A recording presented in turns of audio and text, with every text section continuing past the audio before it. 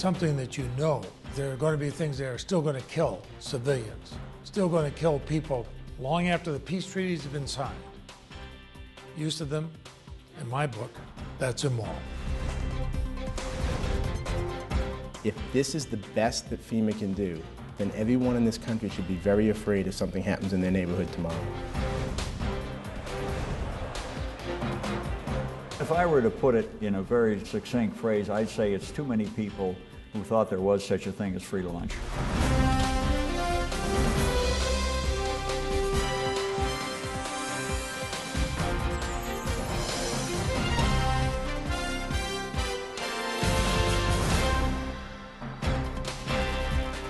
Good evening. There is no such thing as a nice weapon of war. After all, weapons are designed to kill. But tonight we're going to give you a look at a weapon that not only kills during warfare, but long after the fighting is ended. And the victims are people who never fought or are no longer fighting. These weapons are cluster munitions, or cluster bombs as they're more commonly known. They're small bombs contained in a larger bomb or artillery shell, which are designed to spread and detonate over a large area.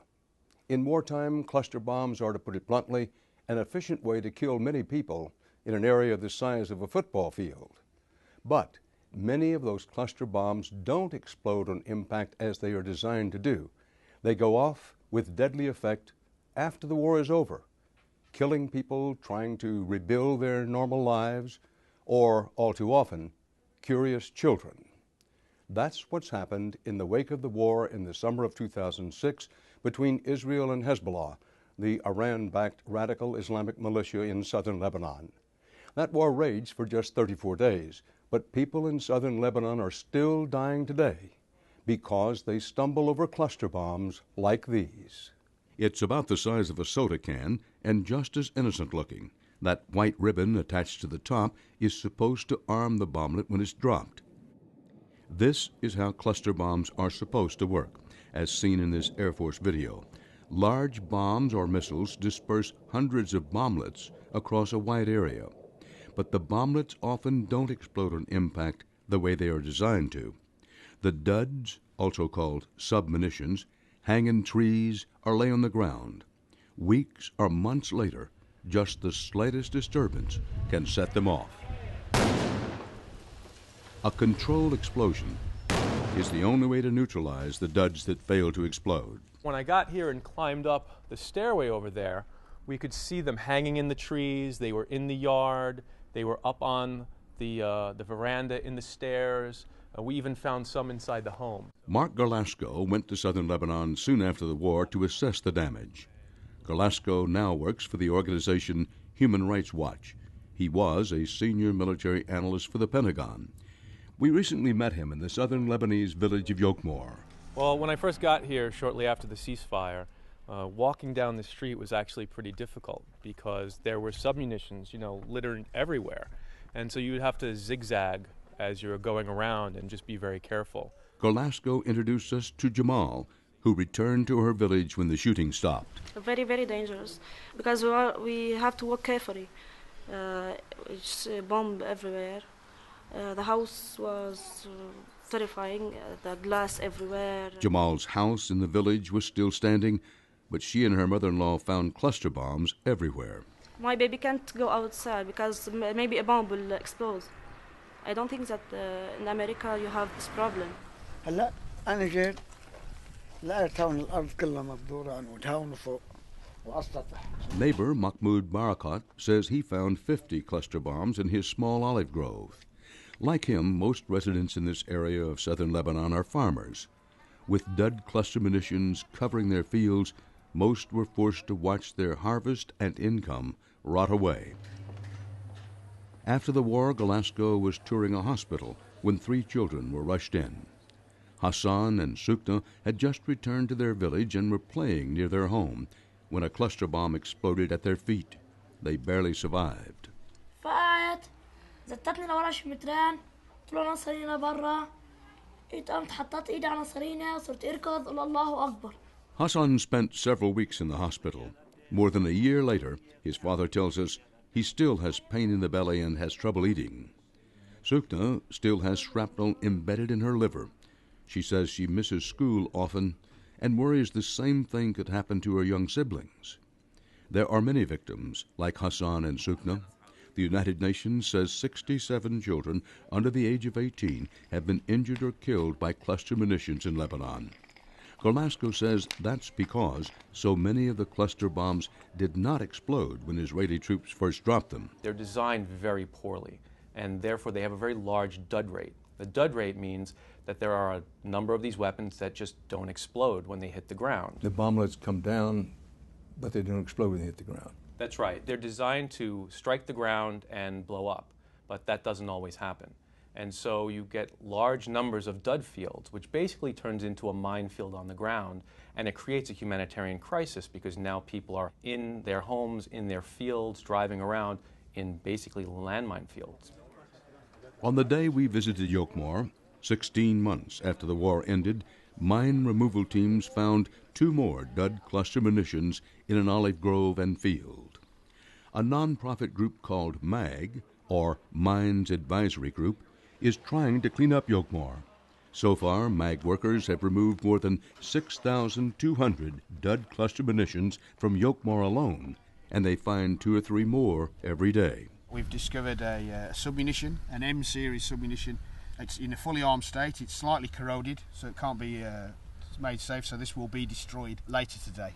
The lethal radius of one of these submunitions is anywhere between 8 to 10 meters. Andy Gleason, one of the MAG workers, says the small bomblets blend easily into the brush and can be difficult to see. If this cluster submunition exploded, everyone in a 30-foot radius would likely die. This lethal radius makes cleaning up cluster munitions an especially dangerous job. At least 13 mine clearance workers have died on the job in southern Lebanon. Every foot of contaminated area must be gingerly checked twice. A MAG team in heavy protective gear demonstrated the painstaking process for us in a safe area. Not one rock is left unturned.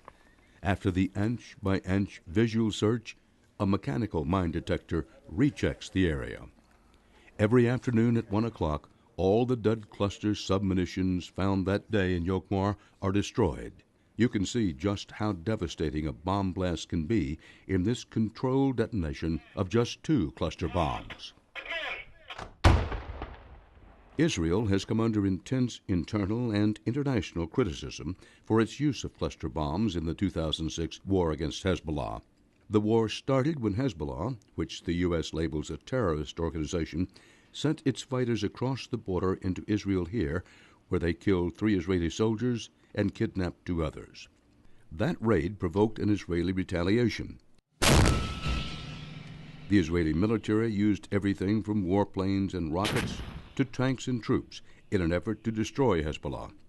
At the same time, Hezbollah fighters, who often don't wear uniforms, fired thousands of rockets and artillery shells into Israel from heavily populated civilian areas in Lebanon. A ceasefire ended the war after more than a month of fighting. Hezbollah survived and Israeli forces withdrew from southern Lebanon, but they left behind tens of thousands of dud cluster bombs fired by Israeli forces. The UN estimates there could be up to 1 million duds. It may surprise you to learn where many of the cluster bombs used by Israel in the war came from.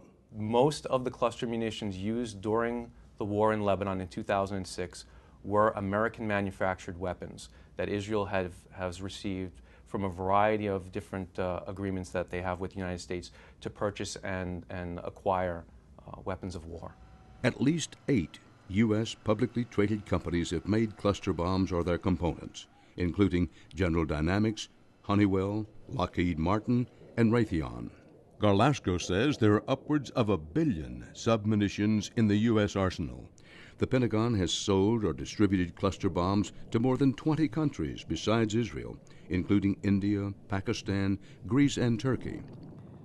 Hezbollah also used cluster bombs during the war, firing about 100 Chinese-made cluster munitions and thousands of rockets packed with ball bearings into Israel.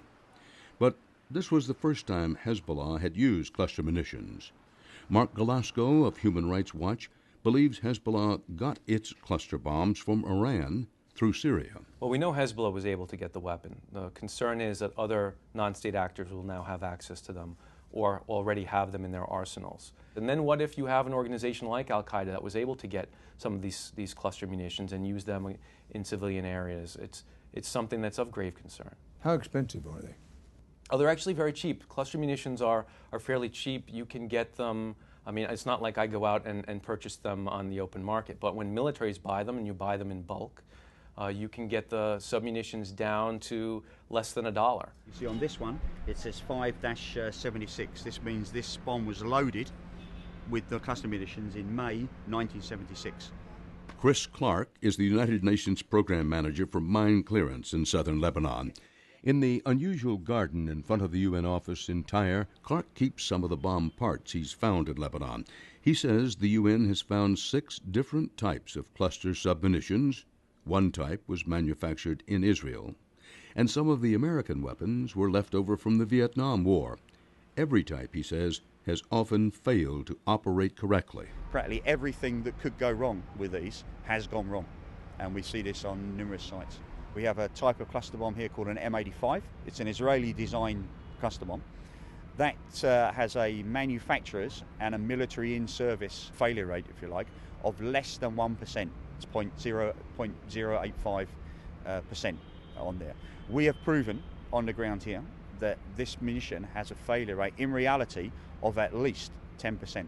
Clark says on average the cluster bombs they are finding have about a 30% failure rate, but some fail as often as 70% of the time.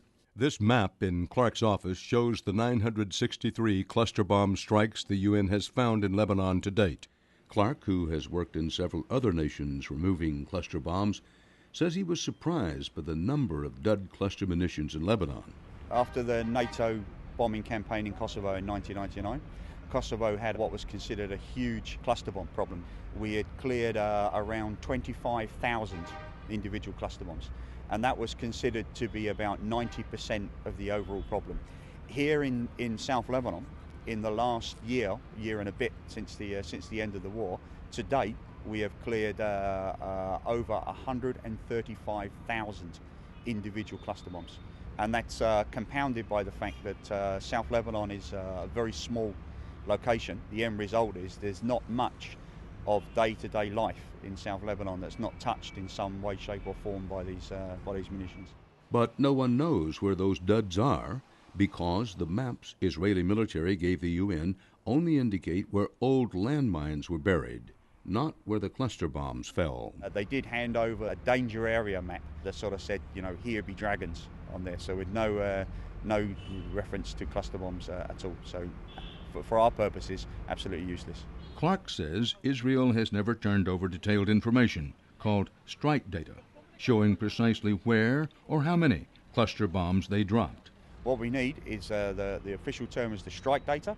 It's not a map, it's a spreadsheet, and on that spreadsheet, in one column will be the grid reference of the target, so we know where to go and look, the number of individual munitions fired into that area, and the type. The UN has asked repeatedly for that information, but Israel says the strike data is a military secret and they are not required to release it. I think that they fear that whoever gets this information could learn quite a bit on the rationale behind the usage of this weapon. Ido is a reservist in the Israeli army. He asked us not to show his face or give his last name for fear of reprisal. During the war, Ido says he operated a rocket launcher which fired cluster munitions. He says the Army wanted to leave duds behind to create de facto minefields. They had a specific target, they were shooting at that target, and the side effect, a very desirable side effect, was leaving those duds behind. These duds prevent those people, the Lebanese that they were shooting at, it prevents them from returning to those places. And in a military point of view, that's a really desirable outcome.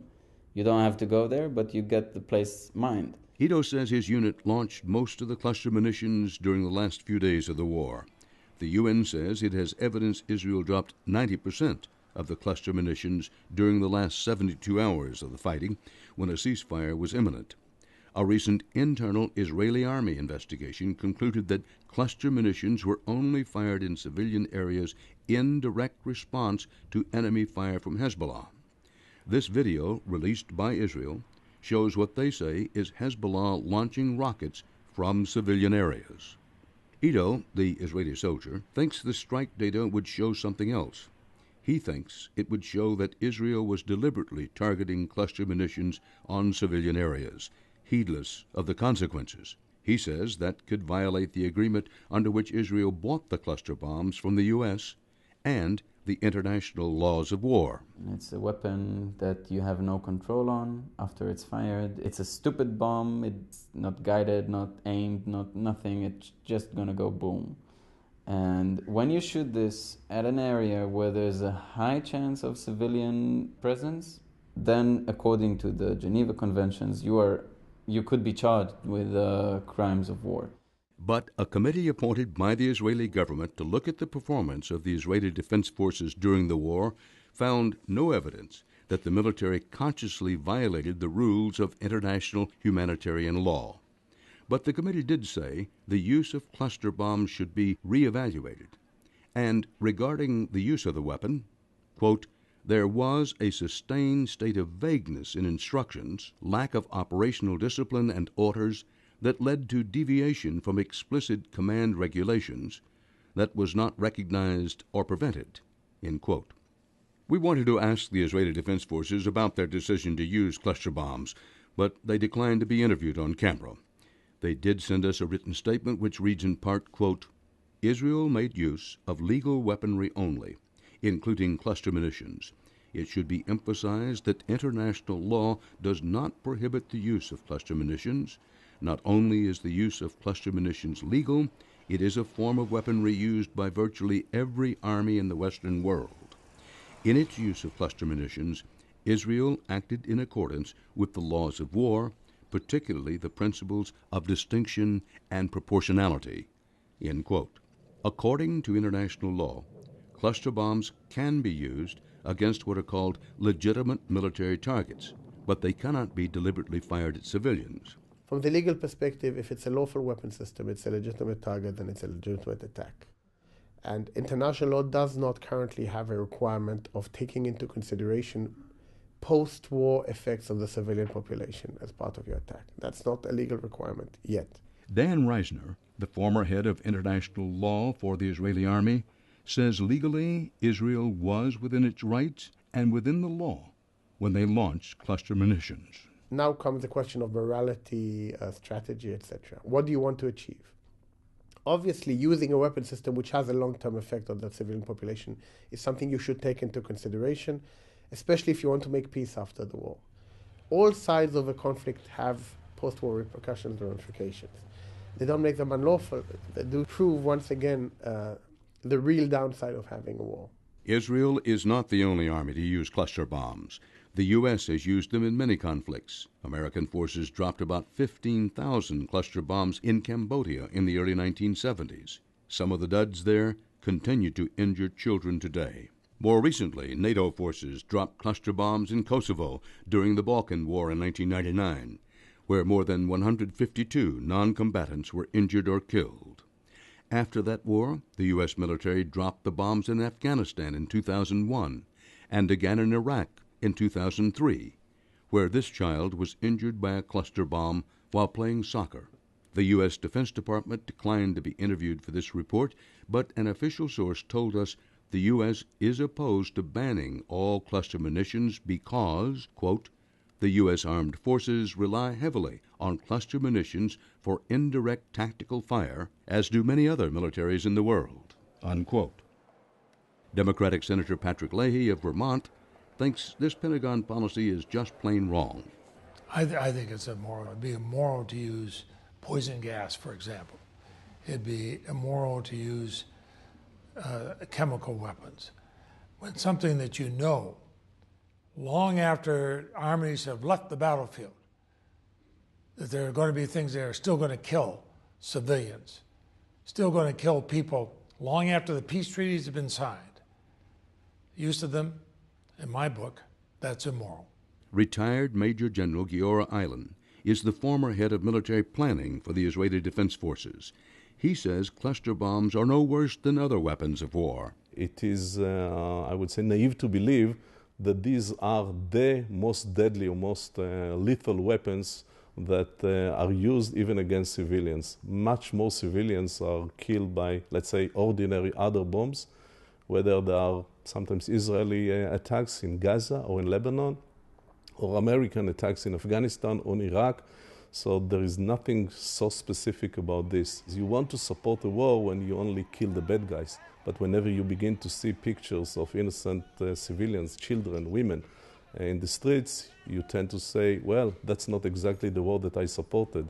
But unfortunately, to a certain extent, these are part of the results of this war, whether you like it or not. Senator, you must hear this kind of criticism from time to time. Say, listen, Senator Leahy's a nice senator, and he's an idealist, and that's good, but we can't always apply idealism to our military strategy, tactics, and weaponry. I'm not trying to apply idealism. I'm trying to apply realism.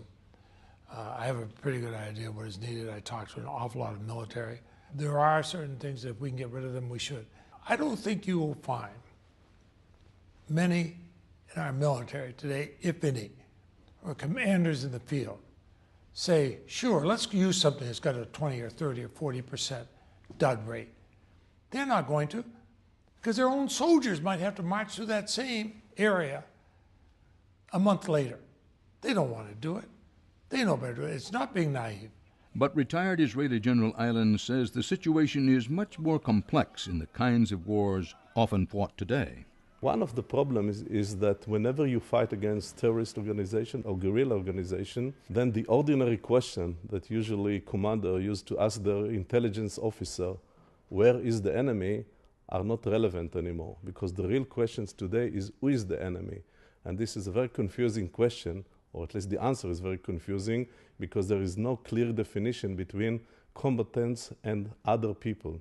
Senator Leahy says that moral and tactical considerations should lead the U.S. to stop giving and selling these weapons to other countries. We should not be exporting them. I don't think that there is any clear way you can guarantee how they're going to be used. I'm very much in favor of not exporting our cluster munitions to any country, because they do become indiscriminate weapons of war, and if mistakes are made on either side in their use, if they're American munitions are used, America's going to get the blame. Senator Leahy has already had some success in his policy. He sponsored legislation signed into law by President Bush that will ban the U.S. from selling or trading stockpiled cluster munitions to other countries for 1 year. But the senator faces an uphill battle to win an all-out ban on cluster bombs. Earlier this month, the U.S. Army announced that Lockheed Martin will make the next generation of cluster munitions, bombs that are expected to have a lower dud rate. Meanwhile, Mark Galasco and Human Rights Watch plan to release a report later this week that they say finds Israel violated international humanitarian law when they used cluster bombs during the war. Human Rights Watch previously released a report that accused Hezbollah of war crimes. Coming up next, a personal pledge from the director of FEMA 7 months later.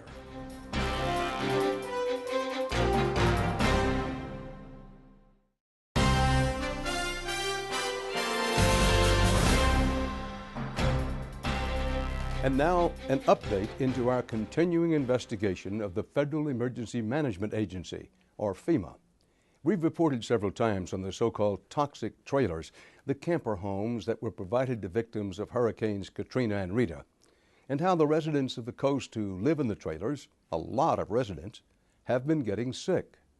Many of those same people were glad to hear the director of FEMA, David Paulison, give his personal pledge before Congress last summer that his agency would do everything it could to help the people who needed it most. I want to find out very clearly what the issue is and where the problem is and what we can do about it. Again, the answer is to get people out of the travel trailers. In July of last year, the House Committee on Government Oversight made official what had been talked about on the Gulf Coast for months, and which we reported months before the hearing. The toxic chemical formaldehyde was making people who lived in FEMA trailers sick. At the hearing, FEMA's administrator, David Paulison, tried to assure Congress that FEMA was fixing the problem. But Committee Chairman Henry Waxman was not impressed. The public was appalled by the incompetence of FEMA after Hurricane Katrina. Regarding formaldehyde in FEMA trailers, I see the same indifference, lack of concern, and incompetence. What about where people were living? Mr. Chair, we were not formaldehyde experts. We were taking this as it went along, as this thing developed and got larger and larger. We recognize now that we have an issue. We are dealing with it in the best manner we can. Committee members were irate over independent tests of hundreds of trailers that revealed high levels of formaldehyde. One of those trailers was Lindsay Huckabee's. She had lived in a FEMA mobile home in Mississippi for the past 2 years and traveled to Washington to testify. Afterwards, she got a personal promise from the head of FEMA.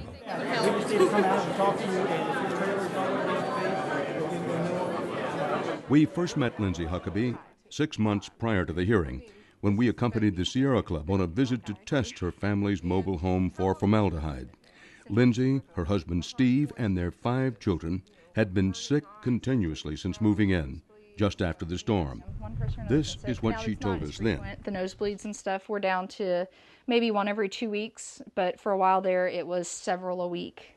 The Sierra Club's test results, performed by an independent lab, came back positive for formaldehyde. And though FEMA delivered a replacement to the Huckabees, the second home also had high levels of formaldehyde. That was before the hearing and Paulison's promises. But it's been 7 months since Huckabee met Paulison, and she says she has not heard a word from FEMA in Washington. The family continues to share this cramped mobile home with 1 bathroom and room for just 3 beds, shared among the 5 children. It's me. 3 in this room, 2 in that room, and actually it's 4 in this room, 1 in that room. Michael sleeps in here with me. The Huckabees are just one of thousands of families who complained about formaldehyde. Formaldehyde can be found in the glues and particle boards of building products, such as the walls and cabinets of trailers. Most experts say it is a known carcinogen and can cause a variety of health problems. Many health and safety organizations recommend very low exposure limits. In fact, back in 2006, FEMA was concerned enough about reports of formaldehyde that it asked the Centers for Disease Control for guidance on what a safe level of formaldehyde would be. The CDC's Director of Toxicology sent an email to the upper levels of FEMA and said when it came to formaldehyde, quote, "It is a matter of science policy that there is no safe level of exposure." But FEMA never included these concerns in any report. Whenever I found out that, since way back in 2006, people knew about the formaldehyde, they knew the symptoms, I got very angry. For months, I didn't know what was wrong with my kids. Over a year, really, I didn't know what was wrong with my kids, and somebody knew. Somewhere, there's still people who don't know why their kids are sick, why their nose are bleeding, why they're missing school with, coughs and ear infections and things like that. The Huckabees say these symptoms started only after moving into their mobile home, and scientific studies suggest that these symptoms could likely be caused by formaldehyde exposure. Michael was born shortly after we moved into the trailer, actually within 2 weeks of us getting our first FEMA trailer, and he just turned 2. He's been back and forth with sinus infections, ear infections. He also, for some reason, has been turning blue. And we did some cardiac tests on him and everything and established that it's not his heart. My children have missed a lot of school since we've gotten in the FEMA trailer. Last year, Layla was in kindergarten and she missed 43 days, I believe. I had nosebleeds a lot. The Huckabees, like many others, cannot afford to move out just yet. The medical bills have definitely offset what we should be saving by living in the FEMA trailers. Most people think, well, you've been living rent-free for 2 years, you should have been able to buy a house by now. But we're spending close to what we were paying on rent between medical bills, gas going back and forth to the doctor, prescriptions, things like that. Huckabee wasn't the only one to receive promises at the Washington hearings in July.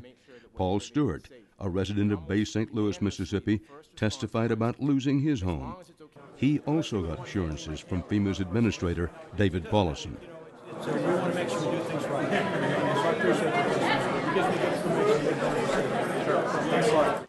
Stewart and his wife Melody were among the first to recognize formaldehyde as a problem with the FEMA trailers. We met them a year ago after they had rejected the third formaldehyde-laden trailer given to them by FEMA. If this is the best that FEMA can do, then everyone in this country should be very afraid if something happens in their neighborhood tomorrow. When you see children living in contaminated campers and you just continue to go about your business and not only ignore the problem, but even cover the problem up, the CDC said there is no level of formaldehyde that is safe, regardless of duration. And yet that information never made it to the public. It made it to FEMA, and it made it up the chain in CDC, but it never made it to the public. The CDC's concerns from 2006 became public in January this year. FEMA responded by saying, quote, "At no time did FEMA condone any action to mislead anyone in connection with the health and safety of the people we are dedicated to helping. Such activities would be completely contrary to our mission and our commitment to victims of disaster." Well, as we speak, right now, what is FEMA doing to alleviate the problem? FEMA has started a testing program to test the levels of formaldehyde inside the campers. 2 years after? 2.5 years after the storm. And arguably, they waited as long as they could to allow as much of the formaldehyde to off-gas as possible. And they did the testing in the coldest, driest months of the year. One of the representatives in Mississippi said, the reason it's taken so long is because we have to figure out how to interpret the results. Why do you have to interpret the results? The results are pretty straightforward. Either it's contaminated or it's not. It's a black and white issue. They said, well, we have to figure out how to analyze the results before they went to get the results? Yes. That doesn't make sense. No, sir, it doesn't. It absolutely does not make sense. It is, again, it was a delay tactic. You know, for every day that FEMA delayed, a child stayed in one of those campers for another day. And to this day, they're still there. They're still in there. You know, when you look at a situation where there are still 40,000 families living in campers 2.5 years after the storm. Let me pause right there. Let's say that again. If 40,000? 40,000 campers are still out there. That's a serious number. That's a lot of people. There are a lot of different disasters that happened. First it was Katrina. You know, then it was the insurance companies. Then it was FEMA. You're talking about originally losing your home and everything that you had. You know, your community, not just your home, but your community. Then you throw on top of that insurance you thought you had. So now you're fighting with the insurance companies to get back what you're really owed. And then at the same time you try to rebuild. And how do you keep getting kicked and not eventually just break? Public health experts are worried about the general long-term consequences of those displaced by the hurricanes, far beyond formaldehyde. A study released in October by Columbia's Mailman School of Public Health estimates that between 45,000 and 65,000 children remain displaced and at risk for long-term health and social problems. Of the children studied, nearly a third were found to have developed depression, anxiety, or behavior disorders since the hurricanes. It's Mardi Gras in Bay St. Louis, Mississippi. Happy Mardi Gras! This little coastal community is coming back to life after all but being leveled by the storm. More than 90% of the homes here were destroyed by Katrina's wind and water. Last year, Mississippi was given millions of dollars to rebuild with affordable homes called Katrina cottages, cottages that are seen by some here as a poor replacement to the magnificent mansions that once dotted the coastline. Jesse John Finneran wants to move a Katrina cottage onto his land. He used to work for FEMA, but he can't get approval because he thinks local residents are worried about property values. Bay St. Louis has been very resistant. I tried to get one here. When I brought the plans and said, here's my certificate, here's everything else, here's what I want to do, can I do that? And they said, get back to me. Nobody's gotten back to me. It seems like every time that people have gone to set up a plan for their future, something's changed. Last year, the federal government gave Mississippi $275 million to buy 4,000 of these cottages, but just 1,200 have been handed out so far, and on the outskirts of Bay St. Louis, there is row after row of empty cottages. So now the city's going to decide what someone can live in? Why don't we decide who can come to the city? Maybe that's what they're doing. Eventually, they'll just squeeze out the little guys. And eventually, there's going to be no desire to stay here. They have no drainage. The city's done nothing with the drainage in the streets. All the sewers were left open. It was hard even to get utilities down here to start with. Whether these cottages are meant to be permanent homes or a step up from the trailers is one of the many debates going on all along the Gulf Coast. After all, 75,000 homes were destroyed and only 20% have been rebuilt. Further complicating the rebuilding process, home insurance rates have increased sharply in the region. You're talking about insurance rates that are almost unmanageable, where people are going to have to make decisions. Do I build my house, and can I even afford the insurance? You know, insurance rates are going to cost more than the actual mortgage on the people's homes. So Stewart, formerly a police officer in Bay St. Louis, has given up on FEMA, and for now, trying to rebuild his life in Mississippi. He has returned to his hometown of Boston to pursue a law degree, the better, he says, to help storm victims eventually get justice. This whole process has taught me one thing, and I think I need to carry a bigger stick. The philosophy of this organization that I put in place since I've been here is that the victim comes first above everything else that we do. The president could stand up tomorrow and direct Director Paulison, get these people out of these campers tomorrow. And it would happen. How can we as a country sit there and say 40,000 people have no value? 40,000 families have no value. This is the responsibility ultimately of us as a country. What do we stand for? Do we believe in basic human dignity? Do we believe in protecting the future, the children of this country? And if we do, then we need to step up and do the right thing. It's not just the Gulf Coast residents who are allegedly being sickened by formaldehyde. FEMA supplied tornado victims in Kansas with these same type campers. And the agency has sold off more than 10,000 trailers to the public. However, in light of the formaldehyde concern, those in the general public who purchased a FEMA trailer at an average price of $7,000 are now eligible for a full refund from the government. Just ahead now, is this or is it not a recession? A top economist with a proven track record goes on the record.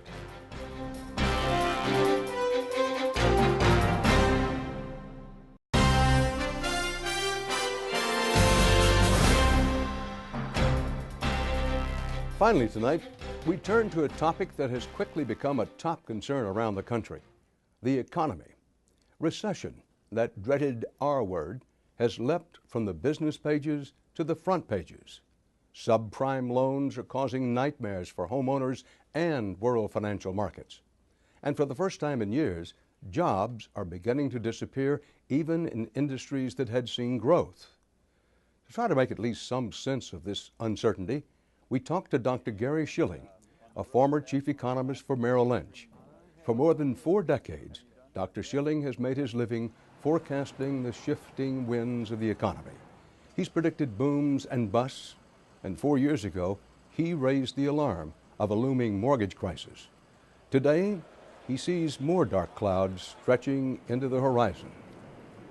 We're probably in a recession. It could very well be a deep recession, ranked with the deepest that we've seen in the post-World War II era, and probably run the balance of this year. In other words, it may be next year before the economy starts to recover. I'll speak frankly to you, you're scaring me here. Well, the whole objective is not to scare people, it's to prepare them. It's to get people ready so that at least they're not going to be blindsided, that they're not going to be feeling, oh my goodness, I had no idea this could happen. For someone who's watching, got a good job, not getting wealthy, but middle class, economic class, doing okay, and who's watching this is saying, well, what can I do? What should I do? Any practical advice for them? Sure do. For one thing, if our viewer is like a lot of people, they have been using their house as a piggy bank. They have been using a home equity loan or a home equity line of credit to pull money out of that appreciation that's accumulated in the house over the years to cover spending on, you know, a cruise, a night out on the town, a new computer. College, right. Yeah, anything. They also might have refinanced their house and taken cash out of the deal. Or maybe they simply say, you know, that house is a constantly filling piggy bank that will take care of the kids' education, early retirement, maybe a few round-the-world cruises in between, so I can go out and save less if I'm saving anything at all, or borrow more on my credit card because I know this house is going to take care of that. Right. That sort of behavior, I highly recommend, should be stopped yesterday because house prices are declining, and our estimates are that for most people, that home equity is going to be virtually wiped out by further declines. And the average homeowner who has any mortgage at all in this country has 31% equity in their house after you take off all the mortgages. So that really says for most people they're not going to have any equity. So I highly recommend that people figure out a way to save more, to pay down credit card debt wherever they can, not to skip payments on mortgages or anything else, but get very, very cautious in their spending habits. Most people can't do much in the short run to increase their income. The flexibility is in the spending. And that to me is where people should be very, very careful and cautious and very thrifty. It occurs to me, we have this subprime crisis, disaster, catastrophe too strong? Catastrophe is a perfectly appropriate word. I don't think it's loaded. All right, now who's to blame for this, or is there any particular set of people to blame for it? If I were to put it in a very succinct phrase, I'd say it's too many people who thought there was such a thing as free lunch. The borrowers, people who had been renting, who really could not afford a house, and they accepted the idea that they could. They didn't have to put anything down. It was all the people who originated all these loans and sold them off and said, you know, that's not my responsibility. I'm making huge fees. I don't have to worry about it. It was the investors in these securities, these various securitized pieces of paper built one on top of another. They were driven to feel that they deserved 20% returns on their portfolios each and every year. Where were these regulators when this was happening? The regulators were behind the curve. There was a lot of pressure from the real estate industry to avoid increasing regulation because they were all making so much money and having such a wonderful party. And again, they were getting their share of free lunch. But the regulators and I think Congress is certainly responsible as well. We're obviously not as vigilant on this. There's also this philosophical question, you know, are we a nanny state or are we one where you're responsible for your own mistakes and financial difficulties? But I think it's fair to say that the regulators were certainly not as aggressive, and there was a lot of forces that were restraining them. But it was only last fall that the Federal Reserve and others who do regulate this area, FDIC and so on, finally issued regulations that said, hey, you shouldn't lend money. They're talking to lenders. You shouldn't lend money to people who are not going to be able to not only make the payments on this current teaser rate, low mortgage rate, but to people who won't be able to make it when it resets to higher levels. That's a no-no. They finally said that. They also said you shouldn't lend money to people who are not going to give you documentation as to what their income is. They won't but they came to this fairly late.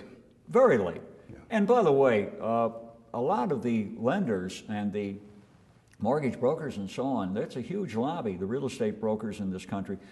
They were besieging Congress to delay this kind of regulatory oversight. These are the people who contributed to congressional election campaigns. You bet. Right. You bet. And they can marshal a lot of people if they want to, and they do. They throw their weight around. So this wasn't just that the regulators. They actually wanted to tighten up on this about 3 years ago, but were under tremendous pressure from Congress not to do so. National Association of Realtors in this country is a very strong organization. Big lobby arm. Oh, big lobby arm, yeah. And these are the real estate brokers we all know in our local communities. Well, where are we headed? I know it's hard to predict, but you predicted a severe housing downturn. You did it before almost anybody else did it. You were well ahead of the curve. In your opinion, how many people are going to default on their mortgages and lose their homes, whether they walk away with them or it's foreclosed on them? I would say at least a couple of million people who will be parted from their houses under rather unpleasant circumstances, whether they walk away, whether they are foreclosed on, default, whatever, but I would think it'll be probably at least a couple of million if you look at numbers like that.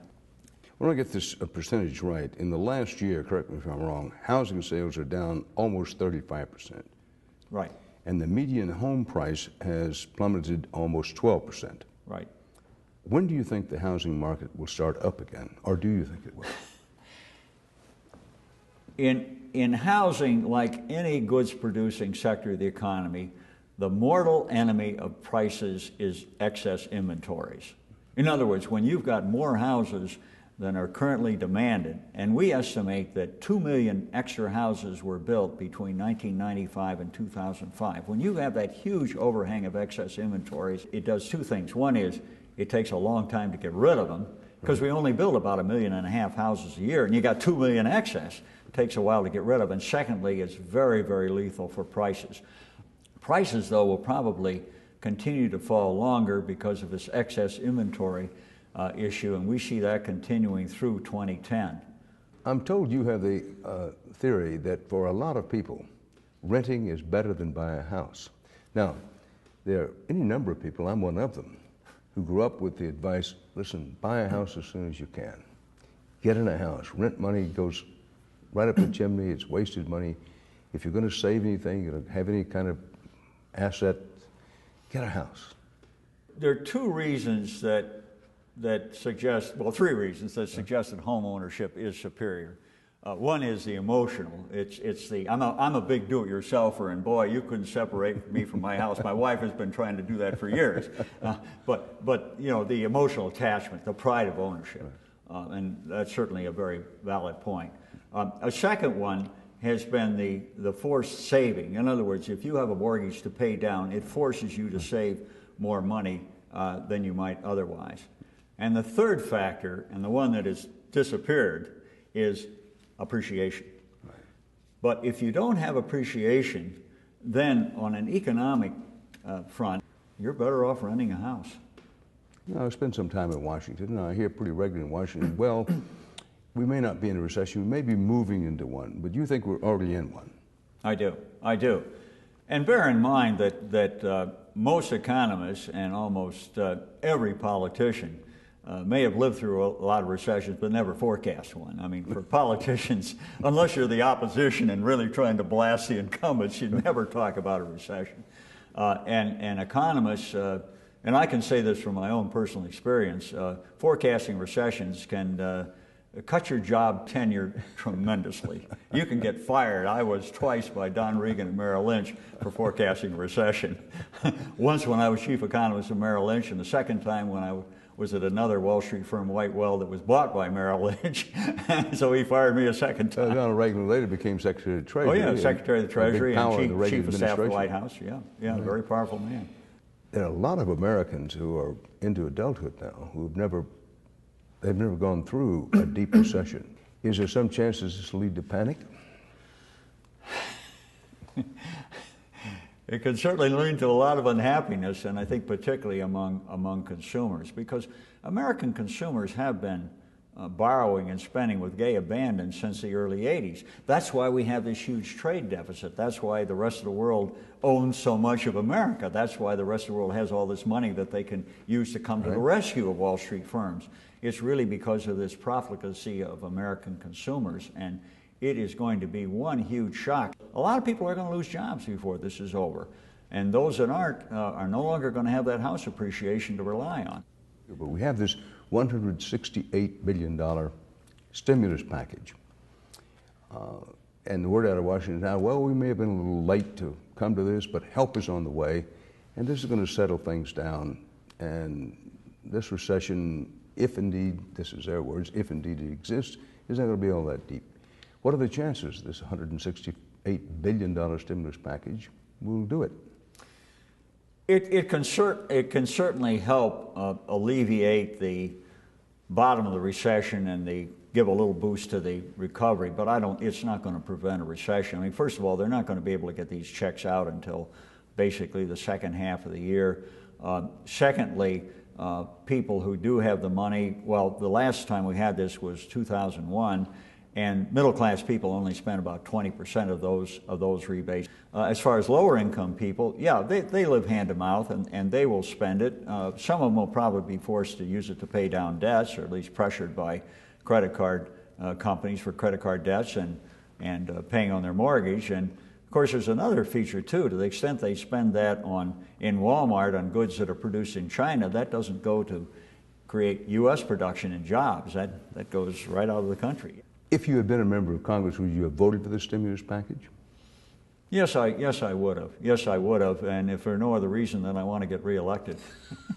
I mean, it's amazing what an election year can do for the zeal of Congress, for the constituents. And look at the presidential hopefuls. I mean, just a couple of months ago, there was no concern about the economy. And by the way, there wasn't really in Wall Street. The politicians aren't that far behind investors in general this time. Well, I thought Wall Street was supposed to be, and I mean this respectfully, the masters of the universe, that they know all these things. Oh yeah, right, wonderful. And in my view, Wall Street was very slow to react to this. I mean, again, there was this feeling that the housing thing is confined. The subprime difficulties, I call it the subprime slime, that this was a very narrow field. And it's only very slowly that people have been willing to admit that there are some deep problems. What, in your judgment, is the economic situation going to be in October running up to the November presidential election? This is going to be much, much more severe on the consumer than any recession we've had since the 1930s, in my judgment. That is going to be particularly difficult for politicians because people are going to feel, hey, I don't have the income from my job. I no longer have the appreciation in the house that I can tap to cover spending growth. And I would think they're going to take that ire out on politicians. And I would not particularly want to be an incumbent going into the first Tuesday of November to pick a random date. Well, what are you telling the people whose investments you manage? Are you telling them, bail out, get out, put your money in a coffee can, bury it in the backyard or something, or put it into gold? What are you telling them? Well, we're of the opinion that the dollar is about to turn around and rally. Everybody's negative on the dollar, and when you get Brooklyn rappers and Brazilian supermodels who say they want to get paid in euros and not dollars, it tells you everybody's on the same side of the boat and is probably about ready to go the other way. But in actual fact, we think that the dollar has been weak because we're the first into recession. The Federal Reserve is the first to cut interest rates, and that makes rates lower here, less attractive than investing abroad. And also, we've had all the subprime and related problems. But the rest of the world is not immune. As the recession spreads abroad, and the lag is usually about 6 months between the U.S. and the rest of the world, then I think, and we're starting to see this, by the way, the UK now looks like it's in trouble. The continent of Europe is not showing growth. Japan looks like it may be back in another recession, and so on. Emerging markets depend on the U.S. So I think we'll see a global recession, and then the dollar will become the safe haven, as it usually does. But there again, we are an optimistic country by nature, and the economy generally grows. It's punctuated by recessions, but it generally grows, and Wall Street gets paid for a rising market. That's what generates the revenues. Well, do you or do you not subscribe to the idea that we're destined to have China overtake us and become economic power of the 21st century? I'm not of that opinion, Dan. We did some analysis of this, and we said, how many people do they have there that you can consider middle class or upper class who have the discretionary spending power to carry that economy? Well, our estimates are that in China you need to have $5,000 in income to be in that category where you can have discretionary spending. $5,000 a year. $5,000 a year, right, okay. In China, now there are a lot of people in that category. Our estimates are 110 million people, but that's only 8% of the Chinese population.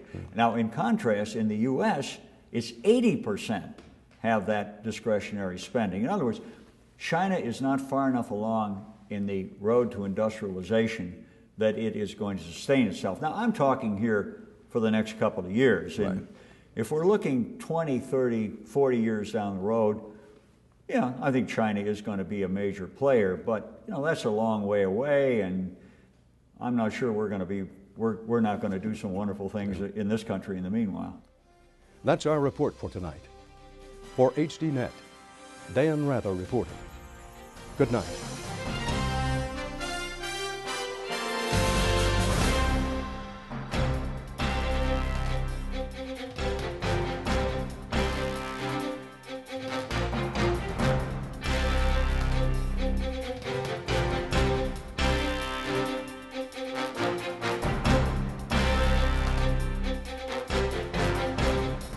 If you would like to add your name to an email list for information on upcoming programs, or if you would just like to send a question or comment, please email us at viewer@hd.net.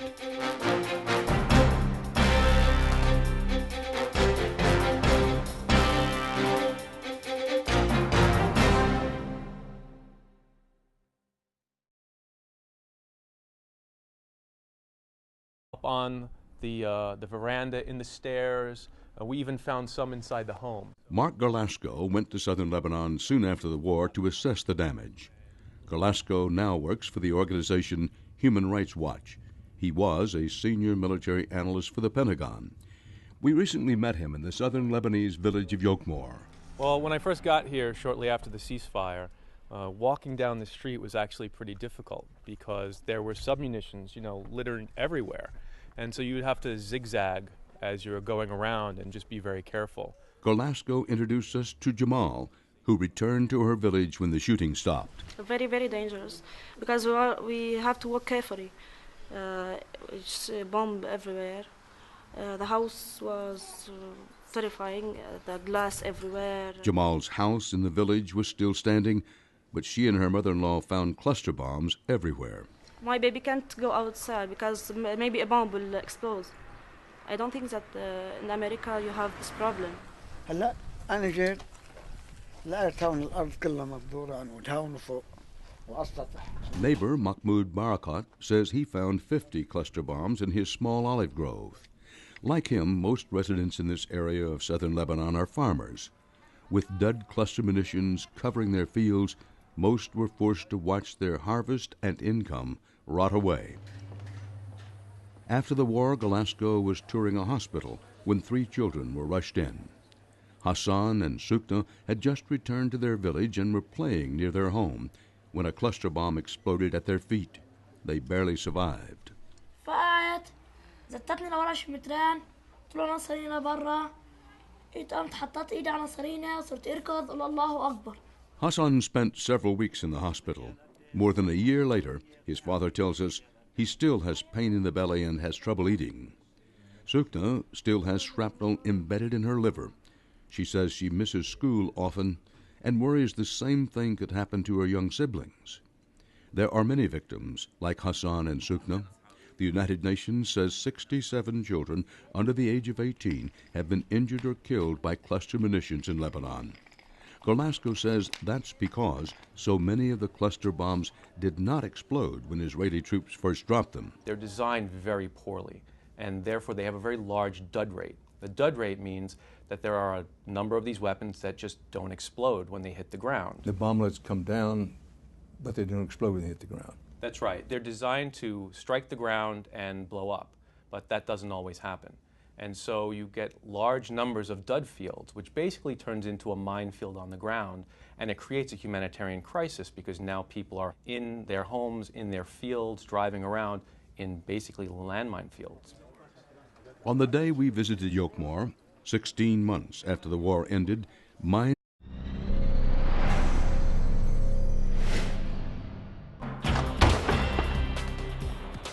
It's something that you know. There are going to be things that are still going to kill civilians, still going to kill people long after the peace treaties have been signed. Use of them, in my book, that's immoral. If this is the best that FEMA can do, then everyone in this country should be very afraid if something happens in their neighborhood tomorrow. If I were to put it in a very succinct phrase, I'd say it's too many people who thought there was such a thing as free lunch.